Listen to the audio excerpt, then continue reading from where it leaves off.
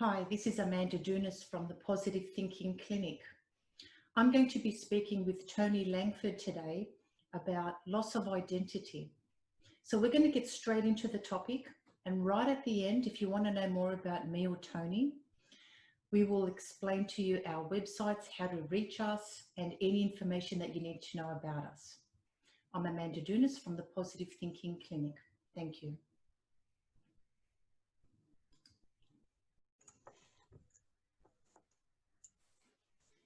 Welcome back, Tony. Thank you for joining us again today. My pleasure. So, Tony, what we're going to speak about today is losing identity of oneself in a relationship and how critical that can actually be. And some people actually don't realize that they're in a relationship and all of a sudden they can actually say, I don't know who I actually am anymore, and I feel like I've lost my identity. Or at least if they don't say it, one of their friends may say it, or an outsider may notice that about them. What have you experienced in your clinic with loss of identity? I suppose that, you know, one of the big things is the social norm that this is my better half, my other half. And that really gets up my nose because, you know, I'm an entire person myself and I don't need anybody else to complete me. I think it's important that we have a good awareness of who we are, our self-worth, our value, self-esteem, all those sorts of things. And it's but like what happens, Tony? What happens? Okay, you're a complete person. I totally know that about you. But what happens when someone enters a relationship and loses their identity whilst they're in that relationship? That happens. That will, you know, it can, normally it's not an instant thing. It's an erosion, if you'd like to think about it. First of all, we have to look at where identity comes from, and identity is given to us by our parents. So, you know, if we're the good girl, the bad boy, the, you know, the smart one, the dumb one, the naughty one, the black sheep, that identity is actually given to us. We're not, we don't have an identity outside our family unit to start with. So it's important to look at where we started losing our sense of who we are. You know, the social norm is that, you know, we're not complete until we're in a relationship, which is really sad because people then put too much expectation and pressure on a very fragile external reference. It's like, if you're all right, I'm all right. If you're not all right, what did I do wrong? Which, as we know, is codependence. A people pleaser is another way of putting it. And it's almost like they prostitute themselves or sacrifice themselves on the altar of a relationship to make the other person happy. And, you know, it can come in very many guises. One can be through domestic violence, when a partner will look at their partner and go, look them up and down and go, you're not wearing that, are you? And that slowly chips away at your own core beliefs and internal narratives.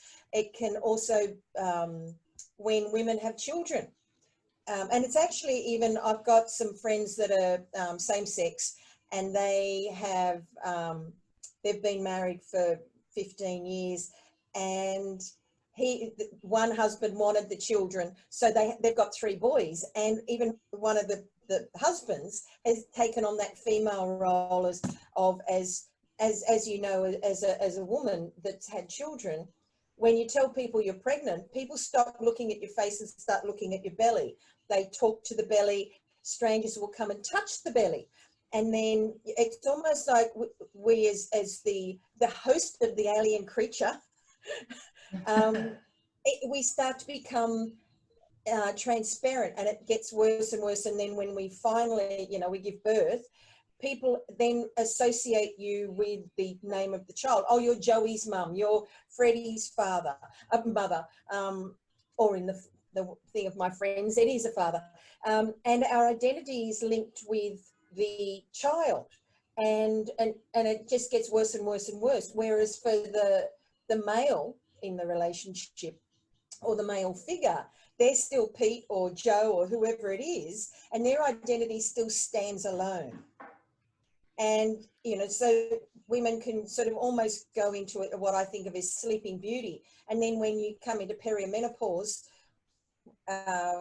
women start to almost wake up and go, who the hell am I? I'm not ironing his knickers anymore. And they start rebelling. And that's when women will start to fight to find their own self-worth and identity. So it's a very insidious and slow erosion. Yeah. It's almost like, you know, if you put a painting in the sun, it'll slowly fade. Yeah, that's right. I agree there. And because you're speaking of women who are pregnant, and like I've mentioned in other episodes, I'm in childcare. So I have watched women go through the second pregnancy and therefore can't get back into the workforce, which, let's just agree that working and being responsible and having your own duties to do helps keep secure your self-identity. But once you have to sacrifice and give that up because you have one child and then you have another and then you become the housewife, nothing wrong with being a housewife, but when you're just the housewife and not an individual person as well, or you become so-and-so's wife or so-and-so's husband and you lose your identity, you really become in conflict with yourself and you can experience all sorts of different moods, depression and anxiety, anger, confusion. There's all these things that come with it, and other people can notice this too. But it also happens not just as a loss of oneself, but even people who just find themselves in brand new relationships and they enter the relationships as two individual people with their own identities, and all of a sudden they try as much as possible to become one, that they don't know how to be apart anymore. That is the first sign of losing identity. So it can happen through the other extreme, like of extreme happiness as well. And friends can notice this. For example, you may say, oh, I'm not going to come out with you because I'm going to be with her or I'm going to be with him. That's not a good sign if it's done regularly and you are giving up other things, because then you lose the ability and the confidence to do things by yourself. You lose the identity that you have because you think, I can't do this without her, or I can't do this without him, or I'll ask him what he thinks, or I'll ask her what she thinks. And therefore, but that's what about you? Permission, not about us. It's about asking permission. And I like what you just said there a couple of minutes ago, and it's a factor of concern for me is when someone says, I'm just a secretary, I'm just. So straight away, they're sort of like trying to hide and they're being dismissive of who they are and what they do. And if you think about, you know, when we go to a party, or, you know, when before COVID and we used to go out to pubs and clubs, people would ask your name and then the next thing they ask you is, what do you do? So what we do in society is almost all our self-worth. And there's a really good book that I was given many, many years ago, and it's called The Bitch Rules. And it's only a small book. And what I got out of it was that, you know, if you think about when we were growing up, you know, little girls had their dolls or whatever, and little boys had, you know, cowboys and Indians and guns and all that sort of stuff. Then we got a little bit older, and then, you know, we got into sports or external activities, and then we went, boing, and there was all the hormones started. So men or boys continued with their external passions, their sports, where women and their friends and had a relationship. Women, on the other hand, almost, even though we multitask really well, we can only have one passion in our life, most of us. So their relationship becomes a passion. They drop their sports, they drop their friendships. Then if the relationship doesn't work out, they turn back to their friends and pick up the sports again. So there's very few, and I'm generalizing in a great deal, the few individuals that I see that aren't like that, female type generalizing, are professional sports people, or people that have a passion, like horse riders, or you as a runner. People that have an external passion outside their relationship tend to have more healthy and longer lasting relationships and have a voice in that relationship. than the person that only has their relationship as a passion.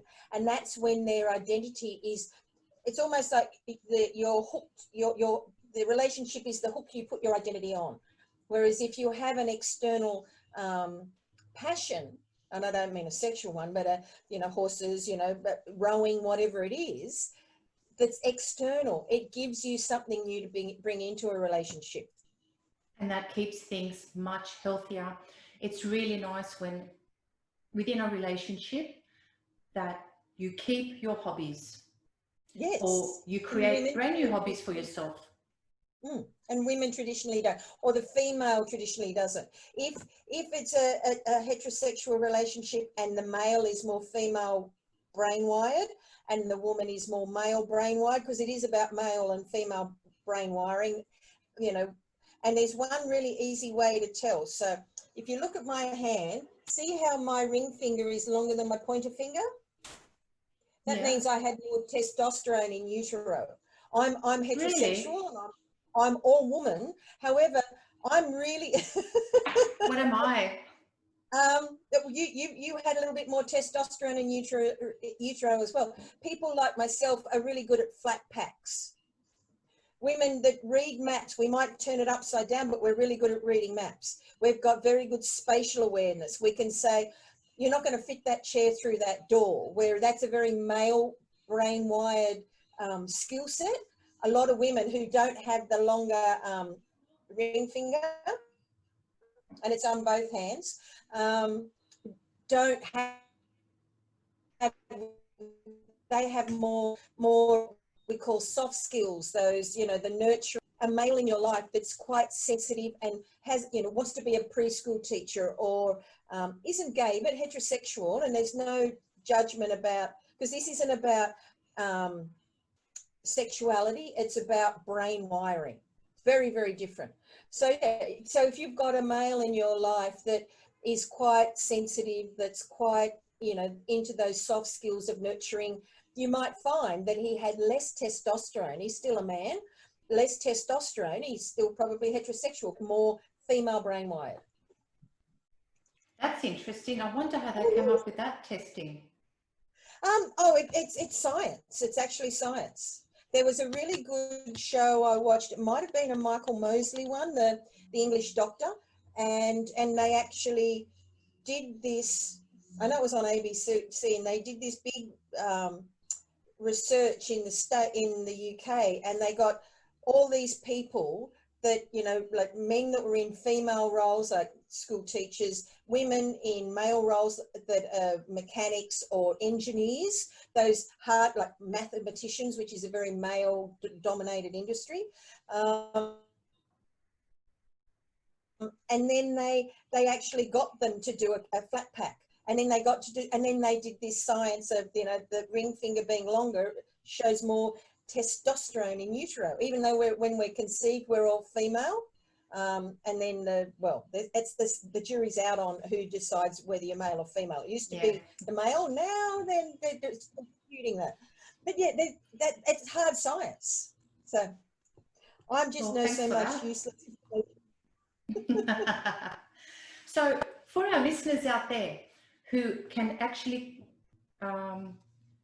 connect with what we're talking about today and say, okay, I feel like I've lost a little bit of my identity, or a lot, whatever it is, or hey, I don't want to fall into that category, excuse me, of losing my identity. So what tips can we say to them? My very first tip is keep a hobby or create a hobby, keep socializing, make the effort. The relationship. What was that?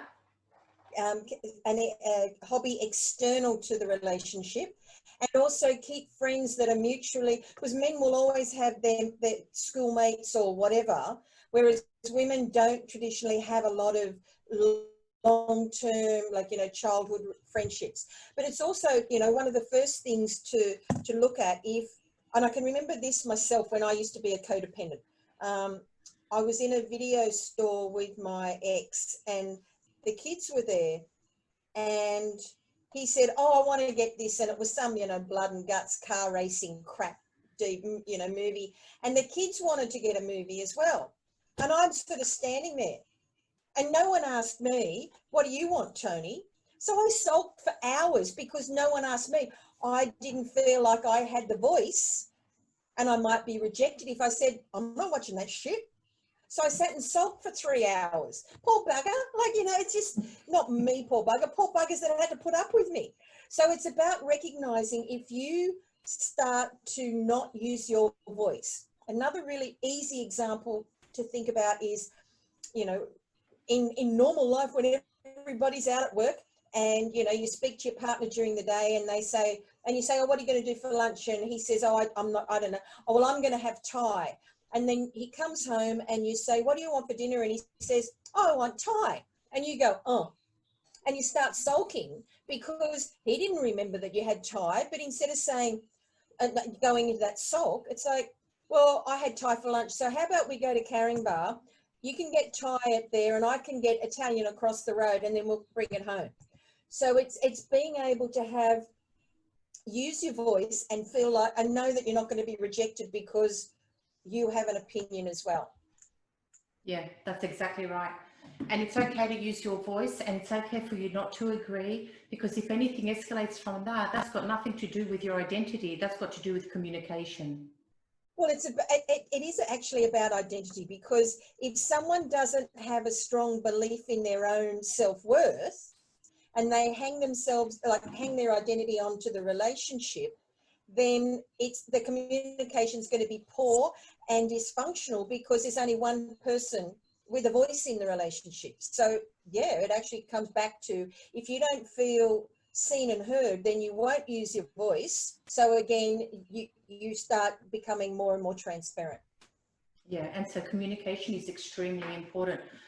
Even if you feel that you've lost your identity, you do need to practice getting back into learning effective communication styles, which always the best way to travel is with assertive communication, because rather than being passive or aggressive, being assertive at all times is the right pathway to do it. And if someone's not going to communicate back with you correctly, that's actually their problem. It's not yours. So long as you do your part and you do it assertively, and there's resources to learn how to communicate assertively. So I guess with loss of identity, it comes right around. It's a lot of factors. There's no one reason. There's multiple reasons. Yeah, because it's multiple reasons why you feel you've lost that to begin with. You may have everything. People don't realise that they've lost it until they're transparent and they don't feel seen or heard. And there's, in my book, there's the crappy chop. Remember the crappy chop? So how that works is that as the primary caregiver of the family will, you know, put dinner out, and the smushed up piece of pie or the burnt sausage or the crappy chop ends up on their plate, and everybody else gets a really nice piece of whatever is, but you always end up with the crappy bit. And what that does, very covertly, very insidiously, it teaches everybody in the family that you're less than. It's like, if there's enough ice cream for 4 people, but there's 5 of you, either no one gets it or everybody gets a little bit less. It's about being equal to everybody, you know, and saying, well, no, you know, I did this with my family when they were younger. The crappy chop went round alphabetically. So who, you know, not the crappy chop, because I really like the burnt chops, but the burnt sausages, that went round to, you know, it's like, oh, but I had it last week. Yeah, but he had it the week before, so it's your turn. And making a game out of it instead of, you know, constantly chipping away at your identity, because we're taught, society teaches us that the primary caregiver of the family, whoever it is, mother, father, grandmother, whoever, is the one that sacrifices everything. And their sense of identity is part of that sacrifice. That's right. What if we shift things a little bit and we say, okay, what if we notice that one of our friends, okay, he or she seems like they're losing a little bit of their self-identity. What can we as outsiders, friends, family, whatever we are, what can we do to help this person? I have a conversation. Have a conversation. What if... It's like, I remember you used to love netball. I remember you used to like such and such. And, you know, if you use that analogy of, you know, on a plane, if a mask falls out of the ceiling, put it on yourself first. We're going back to what I've talked about in several of our podcasts about we are all Visa debit cards, especially women. We can't give unless we put some stuff in. So, you know, you can't be the best mum or caregiver that you can be if you are emotionally depleted. So it's that right. having the ability to go to the gym or, you know, whatever that self-care is. One of the biggest things is saying no. You know, I don't know one mother that and I've met hundreds, thousands of them probably, that has, you know, from the age of, you know, 0 to, you know, maybe 7 years old, that they've been able to have a toilet break in private. You know, when the kids are up to about 7 or 8, that, you know, if you close the door on a kid, it's like pounding on the door, Mum, where are my socks? Mum, where are you? So it's about being able to use that really strong word of no. And there was something you said before about assertive communication. And I agree. The only problem is that men, mainly men, consider women that are assertive as ball breakers or aggressive. So it's about finding the softness, and not the femininity, but the softness of no, not no, it's no. And know that that no is going to be respected, because you've got to respect that no first. I teach the world how to treat me by the way I treat myself. If I say no, I don't get asked a second. It's not that I don't get asked a second time. I don't get questioned about my decision. Yeah. So it's about being confident in, if you say yes, you are confident in your yes. Don't say yes and then beat yourself up and have internal tantrums and then sulk because no one noticed you really didn't want to do it. And that's, again, a lack of identity. And that confidence it's a very important aspect, because someone who's lost their self-identity, whether they realize it or not, they have a lack of confidence. So I guess as support networks, we can be mindful of this. And if we see that someone is struggling with their own self-worth, their own self-identity, sometimes they feel they don't deserve to have a say or have a right, as they've blended themselves so far into or invested themselves so far into one person that they have lost their unique individuality. And I think as support people, because it's not very easy for someone on the other end to say, oh, okay, thanks for letting me know. I'll try and find my self-identity again. What we need to do as support people is say, well, how about we go for a walk? Because that way it detaches them and gives them responsibility to do something. Or let's go to the shops, or let's go for a cup of coffee. Let's go watch a movie, or let's go to the football. Because they find also things like,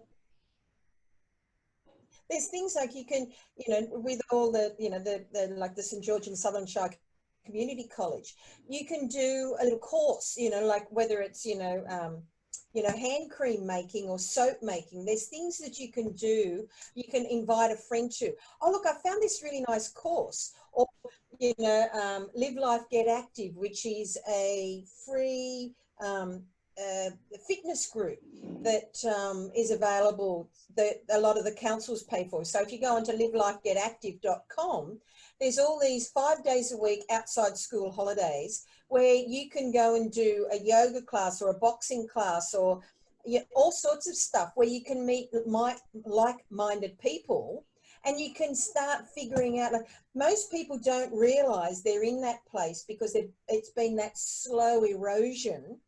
And it, you know, if someone had said to me back then, you know, come on, you got to figure out who you are. It's like, I know who I am, and I would have got really offended and probably never spoken to that person again. So it's the softly. It's like, we used to really like such and such, or I'd started doing this. I'd really love it if you came along. Oh, I don't have time. Well, let me help you find the time. And sometimes we've got to be a guide. We've got to be invitational, not confrontational with our friends, because, you know, there, but for the grace of, you know, God, Buddha, the universe, go I. Yeah. No, that's exactly right. I was just thinking as you were saying that, it's not just a loss of identity within a relationship or just because you've had kids, but what about the people who create a relationship with their work and therefore it's just them and their job, and therefore they give up their hobbies, they don't know how to socialize with other people again. That too is a loss of identity because all they know is what work they have to do, and that's the only thing that becomes important for them. And for Do you them know what to that do, is? well, Do you know what that is? It's actually what? a good looking addiction, workaholism. Oh, It's yes. actually an addiction. So it's the same as drugs, alcohol, sex, shopping, however, or gym. It's considered a good looking addiction. What if they're not addicted to it? What if, You, and if I'd say an someone addiction their is a work, craving. Go on. if they've got if their life revolves around work and they work every hour of the day, it's an addiction. What if for them it's an escape? It's an addiction, though. Alcohol is an escape. It's an addiction. Drugs are an escape. It's an addiction. Sex is an escape and can be an addiction. Shopping can be an escape. It's an addiction. So it might be semantics to you. However, workaholism, anything with an ism, working all the time and only thinking about work is a one-trick pony, and it's an addiction. I, I, Interesting. I have a different view on that. I'm Yeah, not, I can and I see you agree with struggling. your view. Yeah, with me, I'm really thinking, only because I have experienced or witnessed that it doesn't fit when it comes to loss of identity to work. I think there's clear principles as to what's addictive, what's not. Work can be addictive, yes, because of the outcomes that you get, and they thrive and they want to go back for more. So it's like their drug, and they feel low, they go to work, they achieve. I see the addictive cycle there. But what if they're using it to hide and they're not addicted to it?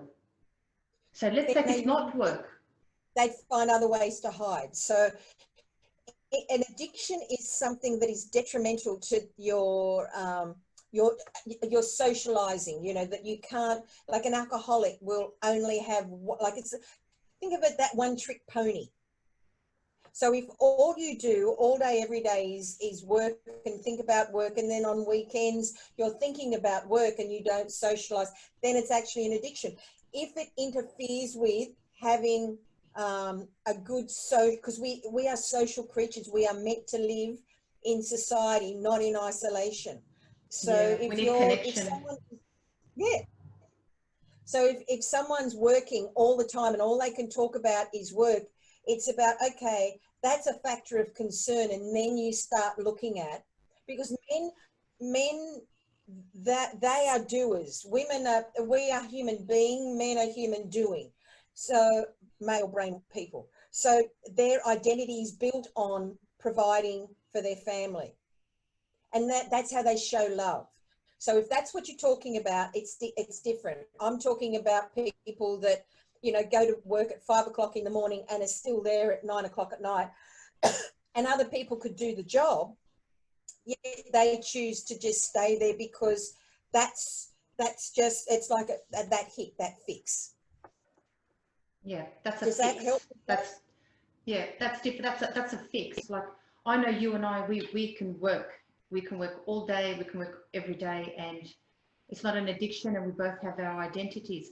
I remember a time where I struggled with identity, and exactly what you said at the beginning. I had just had a kid, Yeah. so I had removed myself from full-time work. So I wasn't needed, and I didn't have the responsibilities, and I had to switch roles. Mind you, I'm in childcare, so I look after everyone else's kids, and there I was alone with my kid, and I didn't know it at the time, but I struggled at that time. And then I had another kid straight away, but my friends actually noticed, and Wow. they That's a good friend.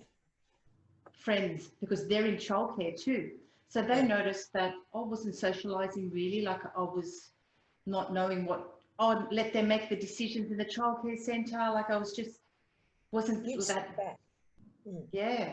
But they came and they forced their way into my face, into my house, and got me just into a natural rhythm again. So I was lucky. That's why it's important that people notice others when this is happening, or notice themselves, or even notice your partner to say, okay, we've done absolutely everything together. Let's bring someone else, or let's, you go there, I'll go here, or whatever, or I'll leave early. If it's as simple as that, to break the pattern of blending with someone, if you think you're It's losing your called identity. enmeshment.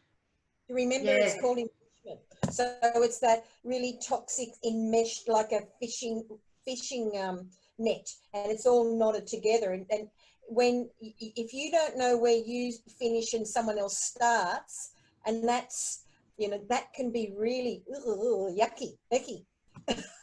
so sometimes they even suggest, okay, you've got somewhere to go, it's okay if you leave after him or after her. It's just those small little differences that give you your own independence. Because now, we're not advocating that, oh, we shouldn't be together all the time. We're talking about when one person loses their self-identity, then they lose their confidence, they lose their happiness, they become lonely, all these other traits And come then along. they put too much pressure and expectation on the relationship and on their partner, because if they don't feel happy, then they blame their partner because their partner, likes to fish, or model, flying drones or whatever. We all need to bring some passion, some external information that we can talk about, other than, the kids have drawn all over the furniture again, or, it's bin night. We need to be able to bring other interests, and I'm not talking about swingers clubs or bondage or anything like that, unless that's what they want to do. It's about bringing other interests into the dynamic of the relationship. That your identity isn't attached to the back of the other person, and where they go, you've got to go, as like a little caboose. And so when someone comes into my clinic and they're here and that's one of their issues, quite often I've discovered that they can't remember a time when it first started, or they started losing their identity. So what I like to do with them is have the conversation, and what were you like at this age? What were you like at that age? Get them to tell their story of when they played sport, or when they played music, or when they used to enjoy reading, or when they'd go horse riding, or when they'd go to the beach, because all these are when they had their identity, just to show that, oh, you do have identity, you've just lost your way right now. So we kind of simplify it for them so that they don't feel overwhelmed and feel that I'll never be the same again. Well, you won't be the same, but you'll find your identity and you'll be your own individual person again. And you'll still be in your happy, healthy relationship. And I think that's a really good point, because it saddens me when people say, I wish I was like it when I was 16 or whatever. And it's really sad, because when we were 16, we're all numbnuts. So I'd rather not be that person that couldn't find their behind with both hands and a flashlight. I'd rather be someone that evolves. And it doesn't matter whether you have a religious faith, or whether you're a spirit, you have a spiritual faith, or, the squeezy penguin is your faith. All the philosophies in the world say, basically, to dumb it down, be a better person when you croak than when you started. So, it's all about evolving.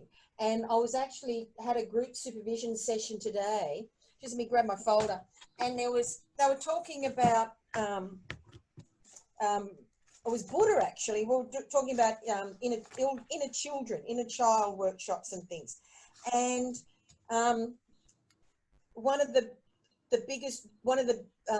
tenets of Buddhism is the life work is to heal the inner child's wounds, which is about identity. Yeah. You know, so if you ask clients, you know, in your family, who were you? What, you know, we all know we all have a role in our family. What role did you have? And that can help you understand where how functional their identity is. And also, if someone was always spoilt, then they have, I just had a vision of Donald Trump, that self-belief of they can do no wrong. Anything that comes out of their mouths are pearls of wisdom. Yeah, yeah. So it's given to us. It actually starts at the breast. That's really interesting, and that's really useful to know as well. Hmm. Hypnotherapy is a really good way to give people the confidence. Well, I don't like to work with confidence, but I like to work with courage. So Yes. in my sessions, I like to do some tasking, and tasking can be quite difficult for people who are at the low level where they've lost their self-identity. They don't feel as strong about it as what you and I, they can't see as clearly as you and I, so they are quite vulnerable and in need of great support. And so we use hypnotherapy so that we can use their own resourceful state so they can visualize what life would look like, their ideal version of themselves, even in the future, having that resource state and seeing along the way, okay, what did I do to get there? Mm. And they come up with their own solutions. Yep. Yeah, you don't turn up at an airport with a passport and some money in your pocket and go, where am I going to go today? It's about having clarity about the destination, and then what little steps can you do to start that journey of self-discovery. And I think if people can get the clarity around self-discovery and be curious instead of judgmental about how they got where they are. So, because I think one of the most important things is to recognize how you got where you are, so you know you know the feelings of what happened. So if you feel like that again, warning, got to stop, I lost my identity last time. So being aware of how, because this is all about choice, Yeah. If someone looked at my belly and goes, oh, you've got a bubby, so I'm here. Up here. So it's about choice. We can call people on their crap, those social norms that we allow them to get away with. This is my other half. This is my better half. I'm so much better with him or her. My life didn't start till they came along. You complete me. Well, they're factors of concern. And if I've got people in my life doing that, oh, hooly-dooly. I question it. I was at I know this is totally off topic, but you brought it to my attention. I was at a party once, and during the speeches, the girl said, I always hear people say about their partner, you complete me. And she said to him, you completely finish me, she said to him. So it was so humorous. I mean, they're just a loving couple and all, yeah. But it's true. I believe we should all, because if you complete me, all the codependent songs, if you leave me, can I come too? Can't live if living is without you.